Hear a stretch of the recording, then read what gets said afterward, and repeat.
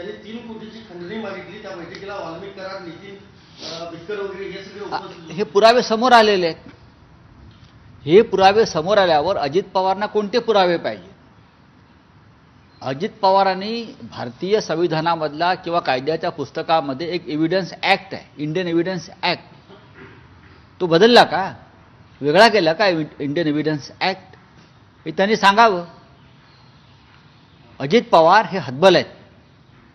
अजित पवार हे नेते नाहीत. अजित पवार हे ॲक्सिडेंटल नेते आहेत. भारतीय जनता पक्षाच्या ईव्हीएमच्या कृपेनं त्यांना जागा मिळालेल्या आहेत, स्वतःच्या कर्तृत्वावर नाही. जर ते नेते असते आणि महाराष्ट्राचे नेते असते तर त्यांनी बीड प्रकरणामध्ये मंत्र्याला आपल्या मंत्रिमंडळातून वगळलं असतं, जोपर्यंत त्यांना न्यायालय निर्दोष मानत नाही. सरकारकडे काय मागणी असेल तुमची?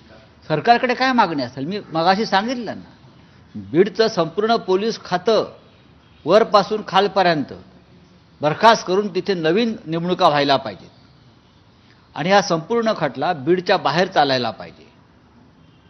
सुरेश दास यांनी गौप्यस्फोट केलाय, सांगितलंय वाल्मिक कराड याला पंकजा मुंडे आणि धनंजय मुंडे यांच्यापेक्षा मोठं व्हायचं होतं. धनंजय मुंडे हे आवडतेपणेचं राजकारण करतायत.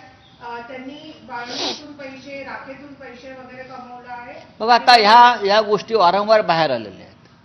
बीडमध्ये बीड पॅटर्न जो आहे तो कशा प्रकारे या महाराष्ट्रात सुरू होता आणि अजूनही चाललेला आहे.